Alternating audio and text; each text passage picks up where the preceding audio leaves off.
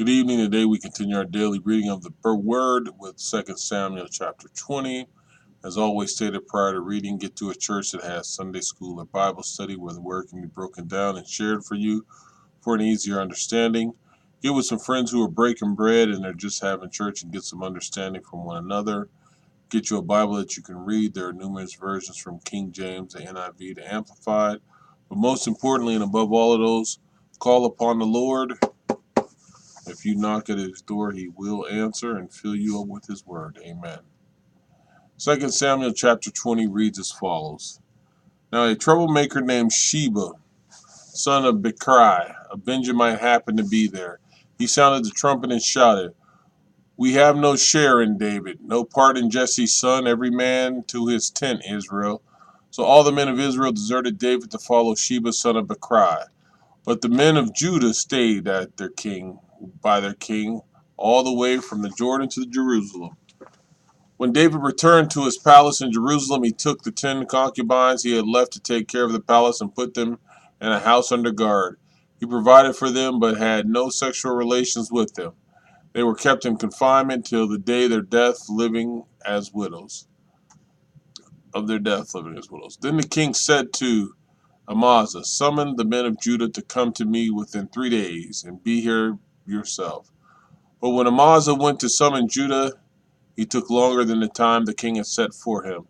David said to Abishai, "Now Sheba, son of Bichri, will do us more harm than Absalom did. Take your master's men and pursue him, or he will find fortified cities and escape from us." So Joab's men and the Kerethites and the Pelethites and all the mighty warriors went out under the command of Abishai.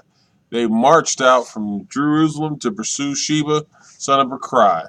While they were at the great rock of Gibeon, Amasa came to meet them.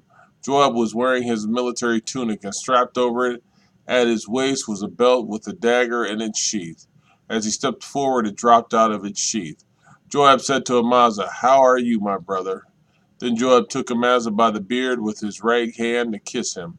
Amasa was not on his guard against the dagger in Joab's hand, and Joab plunged it into his belly, and his intestines spilled out on the ground. Without being stabbed again, Amasa died. Then Joab and his brother Abishai pursued Sheba, son of Bichri. One of Joab's men stood beside Amasa and said, "Whoever favors Joab and whoever is for David, let him follow Joab." Amasa lay wallowing in the blood in the middle of the road, and the man saw that all the troops came to a halt there. When he realized that everyone who had came to Amasa stopped, he dragged him from the road into a field and threw a garment over him. After Amasa had been removed from the road, everyone went on with Joab to pursue Sheba, son of Bichri. Sheba passed through all the tribes of Israel and Abel-Beth, Maacah, and through the entire region of the Bichrites, who gathered together and followed him. All the troops with Joab came and besieged Sheba and Abel-Beth Maacah. They built a siege ramp up to the city, and it stood against the outer fortifications while they were battering the wall to bring it down. A wise woman called from the city, "Listen, listen, tell Joab to come here so I can speak to him." He went toward her, and she asked, "Are you Joab?" "I am," he answered. She said, "Listen to what your servant has to say." "I'm listening," he said. She continued, "Long ago they used to say, 'Get your answer at Abel,' and that settled it. We are the peaceful and faithful in Israel. You are trying to destroy a city that is a mother in Israel.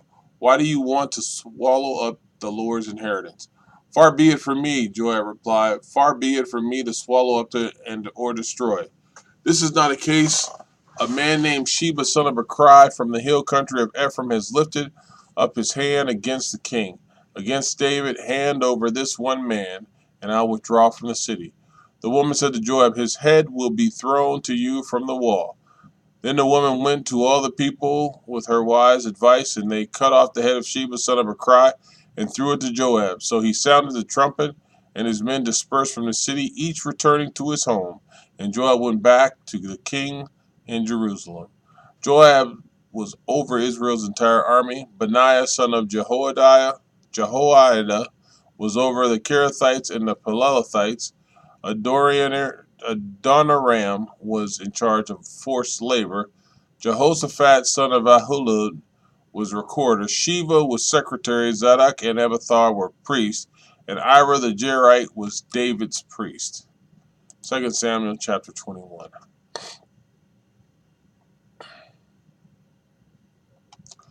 During the reign of David, there was a famine for 3 successive years, so David sought the face of the Lord. The Lord said, "It is on account of Saul and his blood-stained house. It is because he put the Gibeonites to death." The king summoned the Gibeonites and spoke to them. Now the Gibeonites were not a part of Israel, but were survivors of the Amorites, and the Israelites had sworn to spare them. But Saul in his zeal for Israel and Judah had tried to annihilate them. David asked the Gibeonites, "What shall I do for you? How shall I make atonement so that you will bless the Lord's inheritance?" The Gibeonites answered him, "We have no right to demand silver or gold from Saul or his family, nor do we have the right to put anyone in Israel to death. What do you want me to do for you?" David asked. They answered the king, "As for the man who destroyed us and plotted against us, so that we have been decimated and have no place anywhere in Israel, let 7 of his male descendants be given to us to be killed, and their bodies exposed before the Lord at Gibeah of Saul, the Lord's chosen one." So the king said, "I will give them to you." The king spread Mephibosheth, son of Jonathan, the son of Saul, because of the oath before the Lord between David and Jonathan, son of Saul. But the king took Armoni and Mephibosheth, the 2 sons of Aiah's daughter Rizpah, whom she had borne to Saul, together with the 5 sons of Saul's daughter Merab, whom she had borne to Adriel, son of Barzillai, and the Mahalathite. He handed them over to the Gibeonites, who killed them and expressed their bodies on a hill before the Lord. All 7 of them fell together. They were put to death during the first days of the harvest, just as the barley harvest was beginning. Rizpah, daughter of Aiah, took sackcloth and spread it out for herself on the rock from the beginning of the harvest till the rain poured down from the heavens in the bodies. She did not let the birds touch them by day or the wild animals by night. When David was told that Aiah's daughter Rizpah, Saul's concubine, had done, he went and took the bones of Saul and his son Jonathan from the citizens of Jabesh Gilead. They had stolen their bodies from the public square at Bethshan, where the Philistines had hung them after they struck Saul down on Gilboa. David brought the bones of Saul and his son Jonathan from there, and the bones of those who had been killed and exposed were gathered up. They buried the bones of Saul and his son in the tomb of Saul's father Kish at Zelah in Benjamin, and did everything the king commanded. After that, God answered prayer in behalf of the land. Once again, there was a battle between the Philistines and Israel. David went down with his men to fight against the Philistines, and he became exhausted. And Ishi-Benob, one of the descendants of Rapha, whose bronze spearhead weighed 300 shekels and who was armed with a new sword, said he would kill David. But Abishai, son of Zeruiah, came to David's rescue. He struck the Philistine down and killed him. Then David's men swore to him, saying, "Never again will you go out with us to battle, so that the lamp of Israel will not be extinguished." In the course of time, there was another battle with the Philistines at Gob. At that time, Sibbecai and the Hushakethites killed Saph, one of the descendants of Rapha. In another battle with the Philistines at Gob, Elihanan, son of Jair, the Bethlehemite, killed the brother of Goliath, the Gittite, who had a spear with a shaft like a weaver's rod. In still another battle which took place at Gath, there was a huge man with 6 fingers on each hand and 6 toes on each foot, 24 in all. He also was descended from Rapha. When he taunted Israel, Jonathan said to Shimea, David's brother, "Kill them." These 4 were descendants of Rapha and Gath, and they fell at the hands of David and his men.